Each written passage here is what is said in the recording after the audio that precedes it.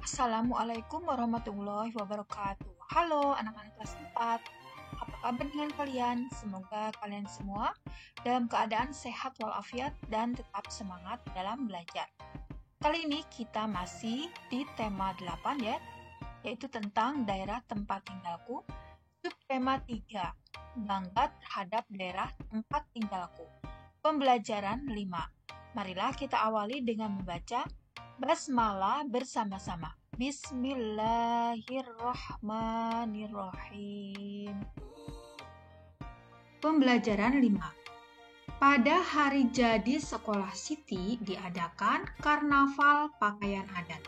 Karnaval diikuti semua warga sekolah yaitu guru dan siswa. Pakaian adat yang dikenakan berbeda-beda. Di antaranya ada pakaian adat dari Jawa Barat, Yogyakarta, Medan, Bali, Papua, dan Betawi. Sungguh indah keberagaman budaya bangsa Indonesia.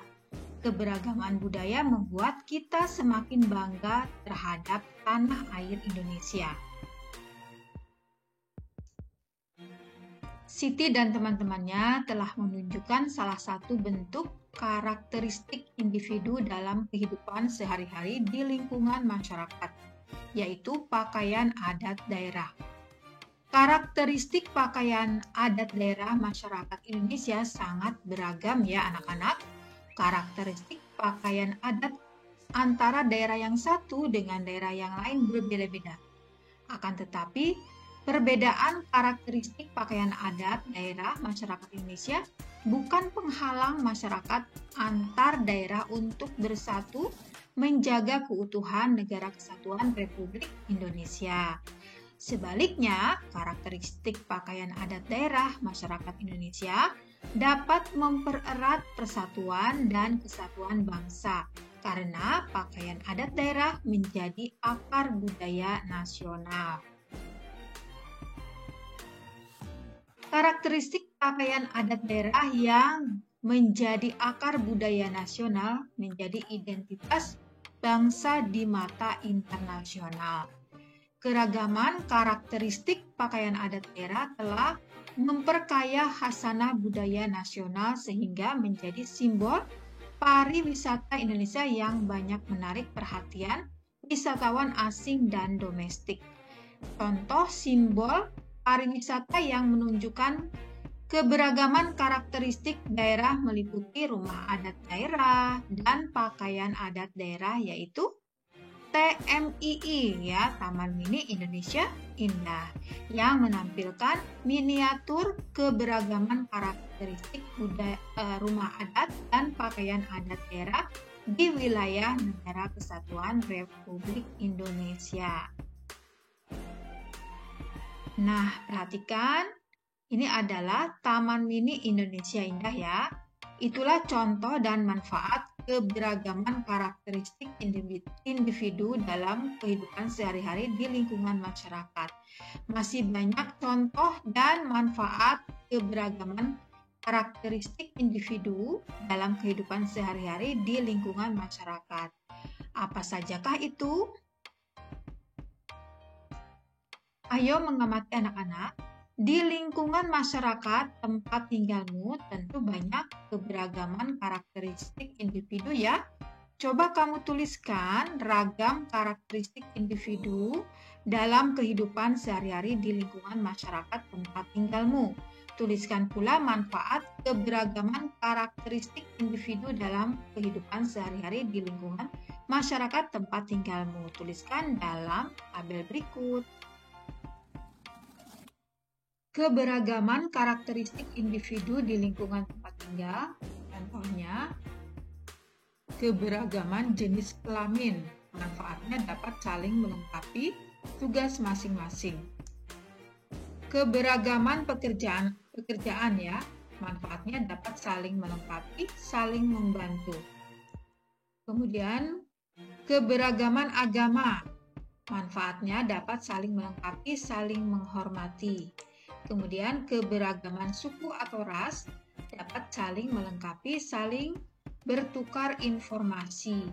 Kemudian, keberagaman usia dapat saling melengkapi, saling menyayangi, dan hargai.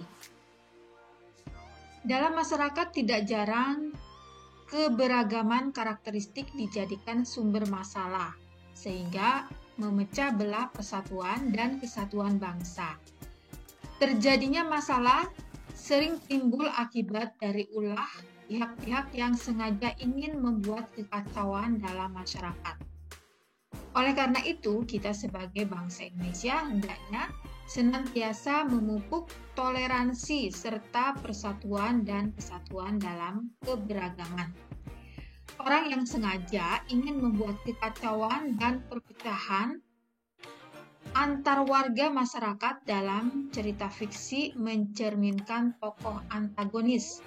Masih ingatkah kamu dengan tokoh antagonis? Siapa pula tokoh utama dan tokoh pembantu atau tambahan? Ayo berdiskusi anak-anak, jawablah pertanyaan-pertanyaan berikut ini. 1. Jelaskan yang dimaksud tokoh antagonis. Kalian masih ingat kan? Ya, tokoh antagonis adalah tokoh yang jahat, yang selalu membuat kekacauan, peperangan, atau permusuhan. 2. Jelaskan yang dimaksud tokoh utama. Ya, tokoh yang menjadi sentral atau pusat perhatian dalam cerita. Tokoh yang perannya paling banyak dan sering disebut dalam setiap peristiwa. Kemudian, jelaskan yang dimaksud tokoh pembantu atau tambahan. Ya, yaitu pemeran pembantu yang melengkapi tokoh utama dalam cerita atau drama. Keberadaannya hanya sebagai pelengkap saja agar cerita lebih hidup dan menarik dan tidak membosankan. Apakah lawan sikap antagonis? Ya, lawan sikap antagonis adalah protagonis. Jelaskan yang dimaksud sikap lawan antagonis. Lawan sikap antagonis adalah protagonis. Protagonis sikapnya baik, menyenangkan, suka membantu, tidak jahat, dan lain-lain. Ayo membaca anak-anak, bacalah cerita berikut ya. Judulnya Kendi Emas dan Ular. Alkisah hiduplah sepasang suami istri yang sangat sederhana. Keduanya sangat merindukan anak, tetapi Tuhan mentakdirkan mereka tidak memiliki anak. Secara ekonomi, kedua petani sederhana itu jauh dari layak, sangat miskin sekali. Namun semangat untuk bekerja mereka luar biasa. Ya Tuhan, turunkan kepada kami rezeki dari langit, kami ingin hidup layak. Pinta Pak Petani dengan nada berharap. Setelah berdoa di rumah, ia pun bergegas ke ladang. Walau ladang orang lain, ia tetap bekerja sepenuh hati demi bertahan hidup. Sang istri kadang ke sawah membantu dan kadang di rumah. Apa itu? Kok ada benda jatuh dari langit? Pak Petani itu kaget karena melihat sebuah benda jatuh ke sawah, tak jauh dari posisinya mencangkul. Karena penasaran, ia melihat sekeliling dan memastikan bahwa itu bukan perbuatan orang lain. Benda apa itu? Kok aneh? Tidak ada angin dan hujan, tiba-tiba ada benda jatuh. Ia pun memeriksa benda itu yang ternyata jatuh di antara padi di sawah. Ternyata benda itu sebuah kendi. Kendi itu tidak pecah karena jatuh di lumpur sawah. Pak Petani berusaha memeriksa isi kendi. Ya Tuhan, ternyata di dalamnya ada logam emas. Petani itu kaget bukan kepalang. Ia mengintip dari lubang kendi dan memang benar ada beberapa keping logam emas murni. Hati nuraninya bertempur antara diambil atau dibiarkan saja. Ini kan ladang majikanku, apapun yang ada di ladangnya adalah miliknya. Aku tidak akan mencuri sesuatu yang bukan hakku, ujar petani itu sambil memegang kendi tanah liat yang berisi emas koin murni. Pak petani berhati baik. Ia tidak mengambil kendi yang berisi koin emas itu. Pak petani lalu membiarkan kendi pada posisi semula di pojok sawah. Ia pun melanjutkan pekerjaannya bercocok tanam di sawah itu. Ketika sampai di rumah, Pak petani menceritakan pengalaman anehnya saat berada di sawah. Istrinya sangat terkejut dan agak marah karena menilai suaminya itu manusia terbodoh di dunia. Kenapa Bapak tak ambil saja kendi berisi koin emas itu? Jangan Bu, itu bukan hak kita. Segala sesuatu yang ada di tempat orang lain, apapun alasannya, tidak boleh kita ambil. Itu bukan milik kita. Nasihat suaminya yang memang sangat jujur dan taat dalam ajaran agama. Diam-diam ada seorang ibu yang kebetulan mendengar percakapan petani itu dari balik dinding rumah. Dan sang ibu itu sangat tertarik untuk mengambil kendi di sawah itu. Karena sudah malam, ia mengajak suaminya untuk ke sawah, tempat biasanya Pak petani itu bekerja.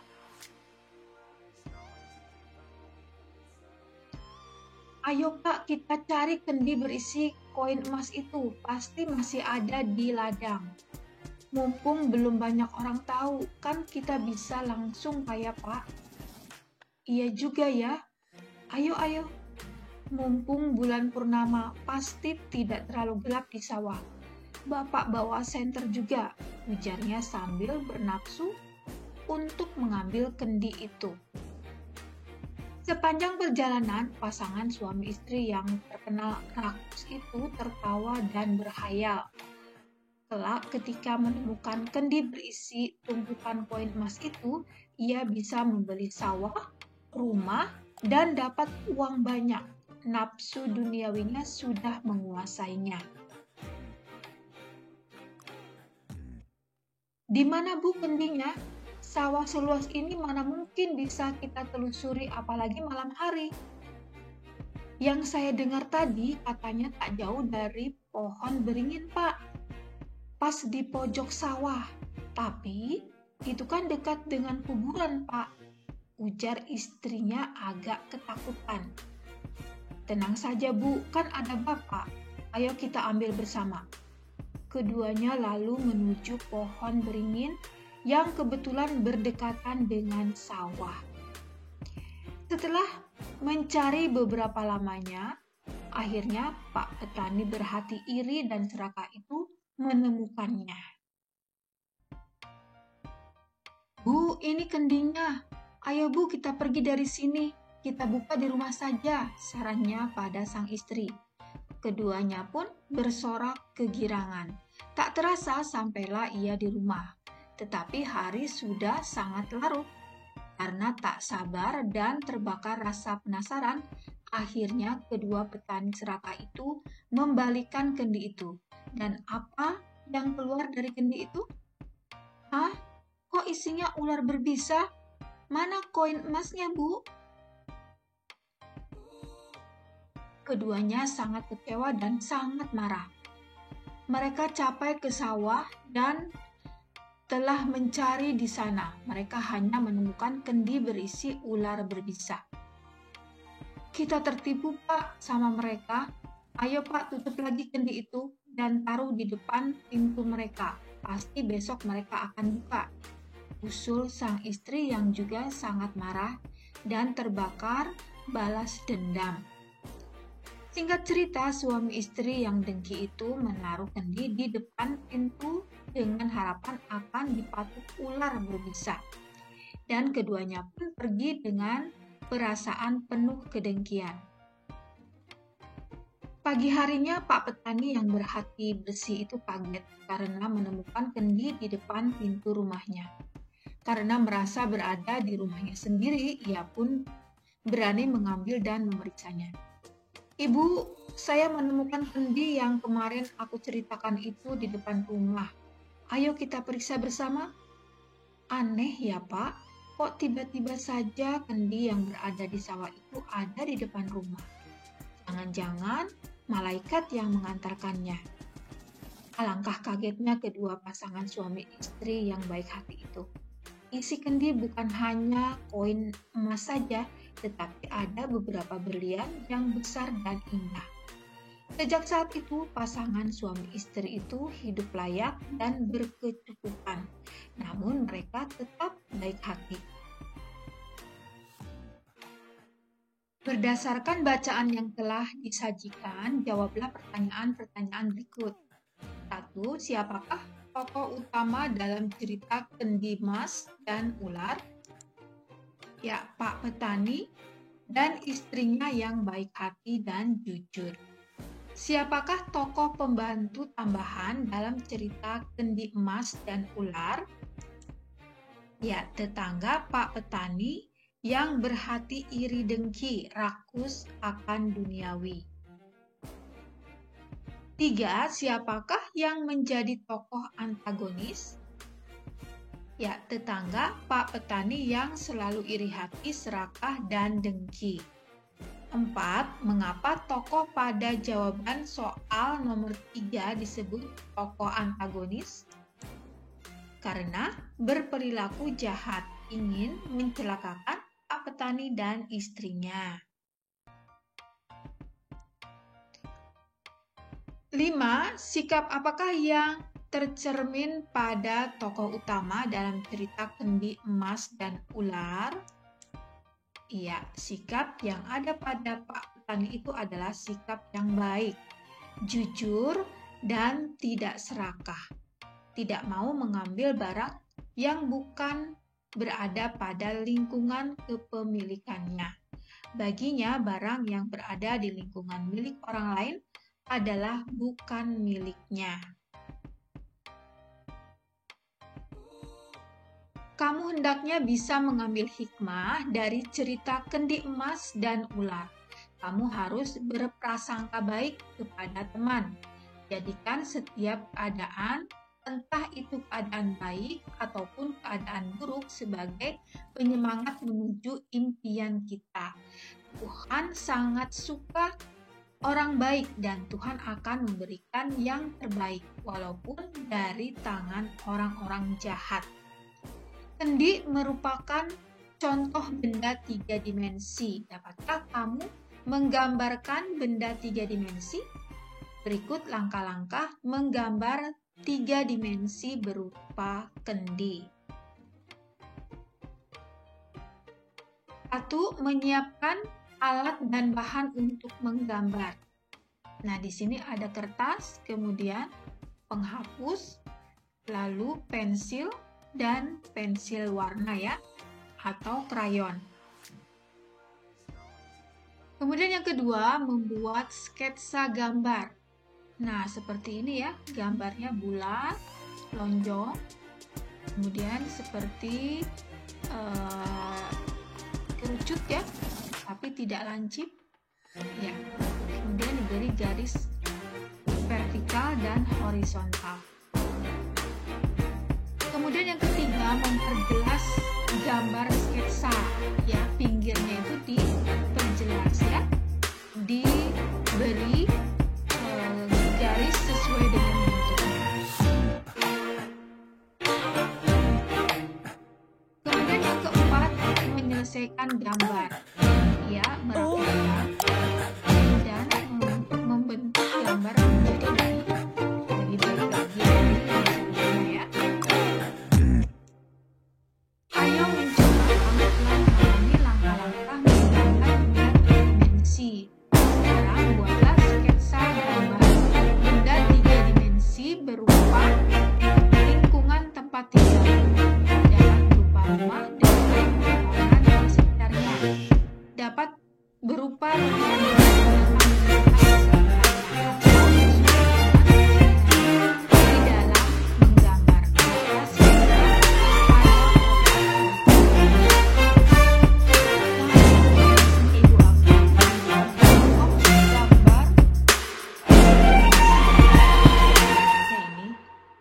Seperti ini gambarnya ya, seperti hidup ya, tampak ada bayangan-bayangannya dan garis-garis yang tegas atau garis-garis yang nyata ya.